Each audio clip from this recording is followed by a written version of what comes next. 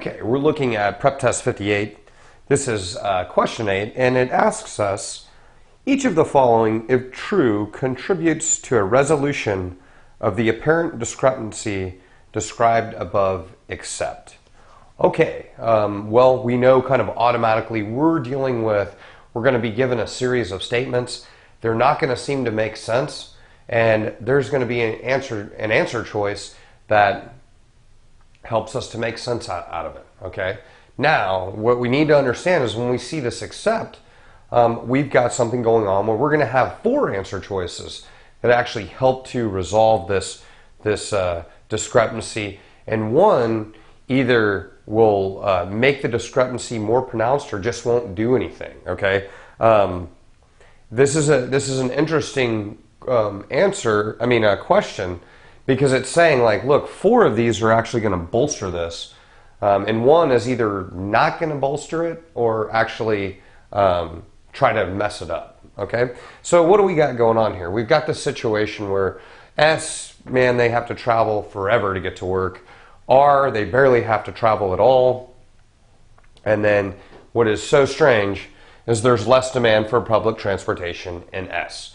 And so I'm sitting in Chicago now, and I'm thinking about living out in the I live in the city, but I was thinking if I live out in the suburbs, it's like, wow, you know, that would be crazy. That would be impossible. There's got to be demand out there. But then I'm from Texas, so I'm thinking, well, wait a minute. You know, in Texas, I don't care if there's 7 billion people in Texas. We're simply not going to use public transportation. We're going to drive a car. I mean, gas could be $40 a gallon. We're driving a car. So I'm starting to think about things like that. And it's helping me, you know, I've made the Texas examples resolving the discrepancy in my mind. And then the first one I initially made, I'm like trying to connect with it to be like, wow, that is strange. So, you know, what I'm going through in my mind is I'm identifying with it and then kind of like resolving it, you know, in my own way. But we need to find 4 things that resolve it, and then 1 that doesn't. That's the correct answer to the question, okay? So let's look at A.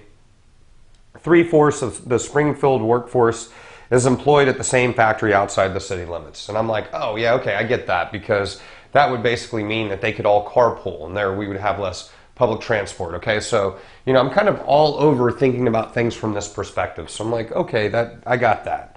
That does help resolve. B, the average number of cars per household is higher in Springfield than in R.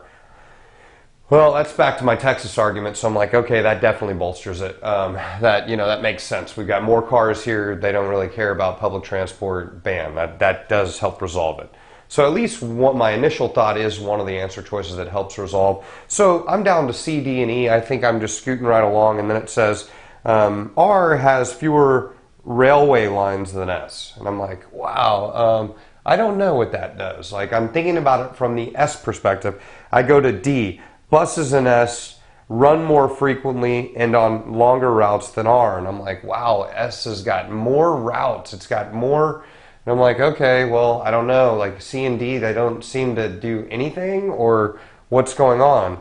I go to E. Springfield has a larger population than R does. And I know that that's the right answer, right? Because I'm like, that really kind of messes everything up, because if we're saying there's less demand for Springfield and they have a greater population, well, that's kind of reminding me of my Chicago example. Like, that doesn't make sense to me, okay? So I know that E is the answer, but I'm struggling back and forth between C and D. I'm like, well, what is it, okay? Well, the trick to this question is to begin to think about it from R's perspective and think about how could R actually have more demand even if it's closer than S. And if you look at C, it explains it. R has fewer railway lines, okay? That means that, you know, maybe only 1/10 of the people are taking public transport than S, but there's a huge demand because there's so very little opportunity to take it.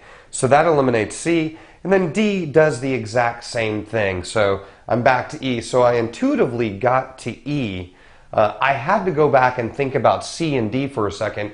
And again, it was easy to see from S's perspective, a little more difficult to see from R, but I knew the right answer was E. And so I just was able to go back and start thinking about C and D a little bit, and very quickly I was able to distinguish what the problem was.